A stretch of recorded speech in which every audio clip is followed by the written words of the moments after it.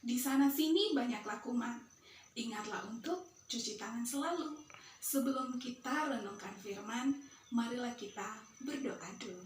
Mari kita berdoa.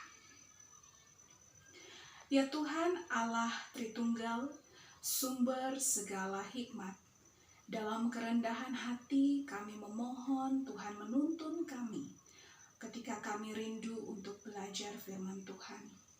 Biar roh Tuhan membuat kami mengerti maksud dan tujuan firman Tuhan, serta memampukan kami menjadi penurut-penurut firman dalam hidup kami setiap hari.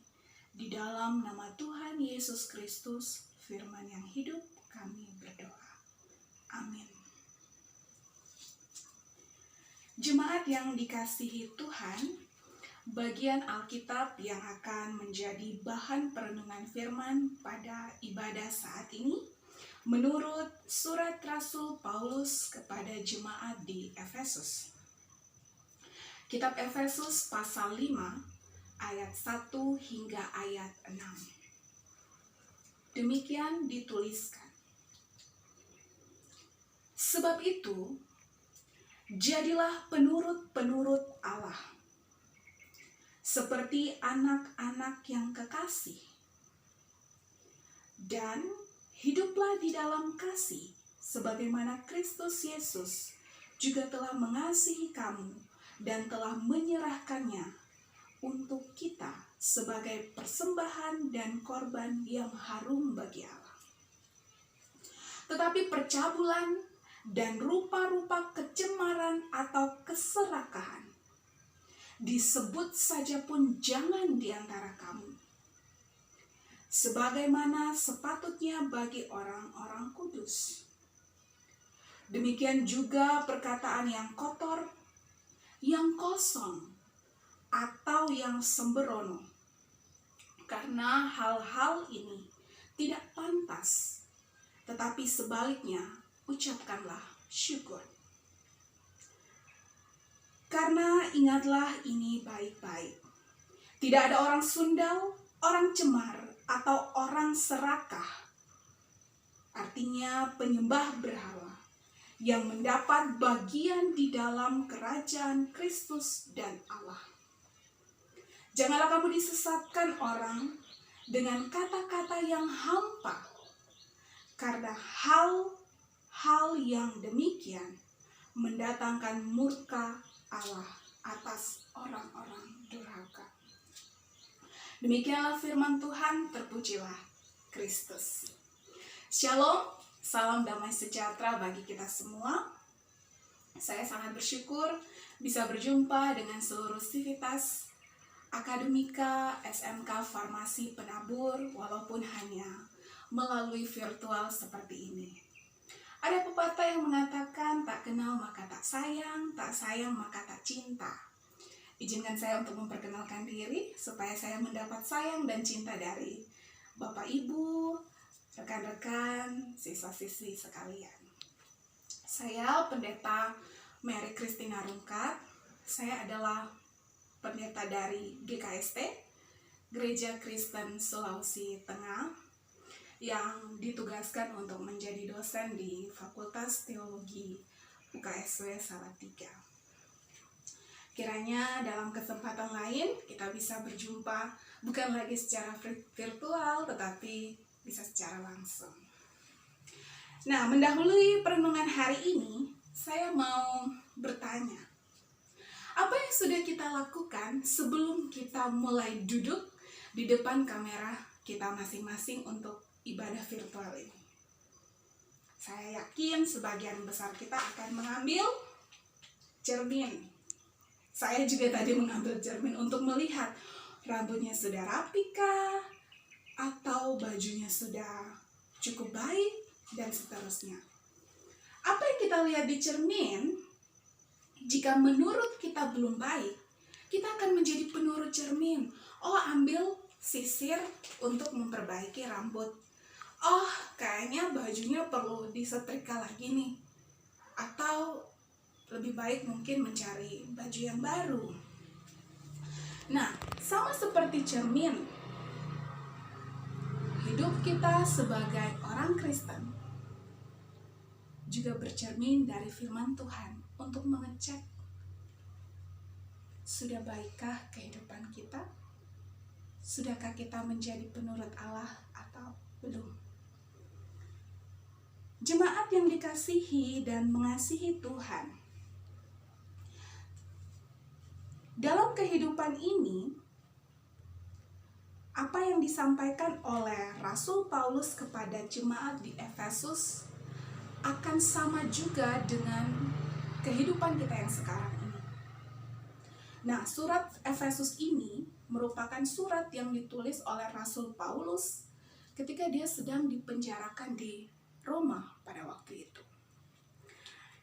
Secara sistematika, surat Rasul Paulus ini terbagi menjadi 2 khusus untuk surat Efesus.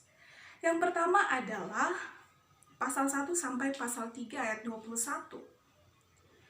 Ajaran tentang penebusan orang percaya.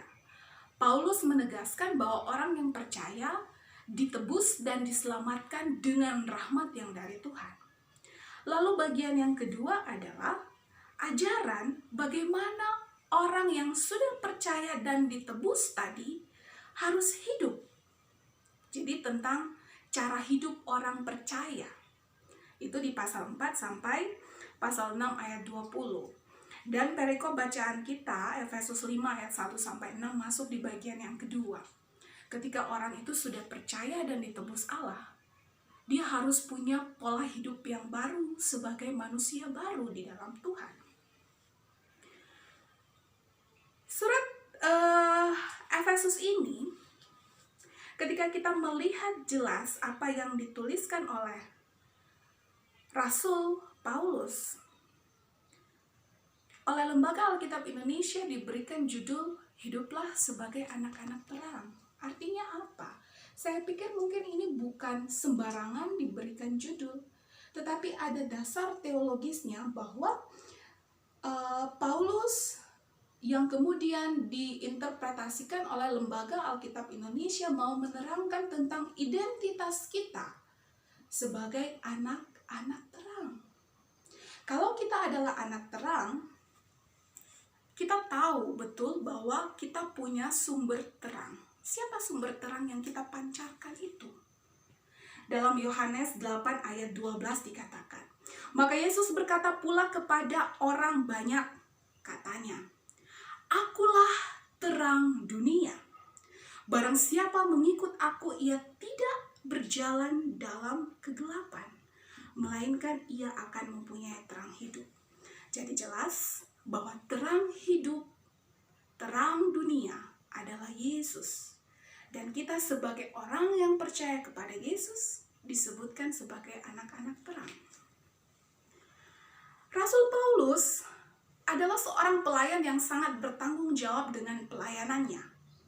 Jadi bahkan ketika dia harus dipenjara oleh karena Kristus, dia tetap mengecek, dia tetap melihat kondisi jemaat yang bertumbuh dari hasil pelayanannya. Salah satunya adalah jemaat di Efesus. Paulus sangat peduli bagaimana iman dari jemaat Efesus itu bertumbuh. Dan Paulus menegaskan kepada mereka tentang bagaimana mereka harus hidup. Kalau kita lihat di perikop sebelumnya pasal 4, ada keterangan tentang menjadi manusia yang baru. Kita sudah percaya kepada Tuhan, kita meninggalkan kehidupan kita yang lama, kita menjalani kehidupan kita yang baru sebagai orang-orang yang percaya kepada Tuhan. Nah, Paulus menegaskan tentang penurut-penurut Allah dalam ayat yang pertama dari pasal 5 yang kita baca. Dalam teks bahasa Yunani, kata penurut itu berasal dari kata mimetes, yang sebenarnya artinya an imitator atau followers. Jadi, penurut di sini kalau kita lihat dalam teks aslinya lebih kepada bagaimana kita mau menjadi imitasi dari Yesus. Berarti menjadi serupa seperti Yesus. Apa yang Yesus lakukan, apa yang Allah kehendaki, itu yang kita lakukan. Cukup berat rupanya memang ya. Tetapi itulah yang ditegaskan oleh Rasul Paulus menjadi seorang Kristen, menjadi pengikut Kristus, haruslah menjadi imitator, followers, meneladani sepenuhnya apa yang dilakukan oleh Tuhan Yesus. Bagaimana menjadi penurut-penurut Allah yang sudah hidup secara baru? Dipaparkan oleh Rasul Paulus dalam ayat 3 dan 4. Yang pertama, harus tidak untuk percabulan, kecemaran, dan keserakahan. Dan yang kedua, harus tidak untuk perkataan yang kotor, kosong, dan sembrono. Mari coba kita cek kehidupan kita secara pribadi. Tentang percabulan.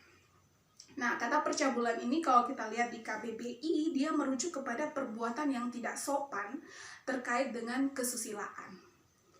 Dan dalam teks Ibraninya ada kata pornia yang merujuk kepada sesuatu yang haram atau terlarang berkaitan dengan seks, kehidupan seksual. Jadi artinya segala tindakan yang terjadi di luar pernikahan kudus, baik itu pikiran, perkataan, perbuatan yang berbau-bau seksualitas, itu masuk kategori percabulan. Nah, coba kita lihat, kita cek smartphone kita, konten-konten kita, konten-konten yang cabul atau konten-konten yang bermanfaat. Karena pikiran-pikiran cabul, tindakan-tindakan cabul tidak datang begitu saja, tetapi ada sesuatu yang menstimulasi terlebih dahulu. Mungkin kita sering nonton video porno, kita sering cek situs-situs yang ke arah-arah seperti itu. Nah, dengan tegas dikatakan harus tidak untuk percabulan. Terus yang kedua tentang kecemaran. Ada kata akartaksia dalam teks Yunani yang berarti unclean atau tidak bersih. Bagaimana hidup orang percaya sebagai penurut-penurut Allah harus menjaga dirinya tetap bersih, tidak cemar. Bersih pikirannya, bersih perkataannya, bersih perbuatannya. Sebagai siswa-siswi Kristen, sekolah Kristen, bagaimana kita menampilkan perbuatan-perbuatan yang bersih, yang berbeda dari dunia, supaya orang-orang melihat bahwa kita menjadi penurut-penurut Allah. Lalu yang ketiga tentang keserakahan. Ada kata pleonexia yang berarti hasrat untuk memiliki sesuatu yang lebih. Jadi serakah, dia sudah punya satu, dia mau lagi yang lain. Dia sudah punya yang cukup, tetapi bagi dia tidak cukup. Dia mau terus. Hasratnya tidak pernah berhenti sebelum dia merasa lebih hebat, lebih luar biasa dari orang lain. Dia serakah. Dan di masa-masa sekarang ini, berkaitan dengan ayat yang keempat, kita berhadapan dengan banyak hal terkait kata-kata yang kotor, kosong, dan sembrono. Berapa banyak berita hoax yang menyebar di sekitar kita.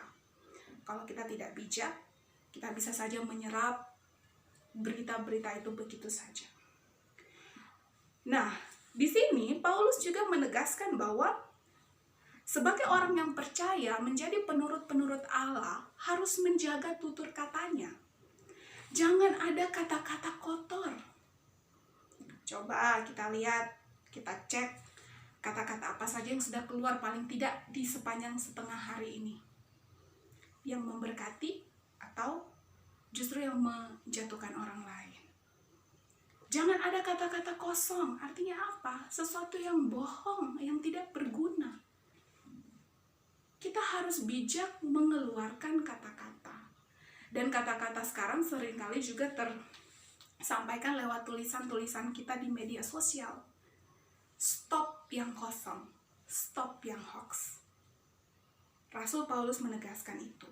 Juga tentang kata-kata yang sembrono. Anak-anak Tuhan yang baik, mari kita kendalikan tutur kata kita. Ucapan-ucapan berkat. Jangan ucapan-ucapan yang membuli orang lain, yang menjatuhkan dan membunuh karakter mereka.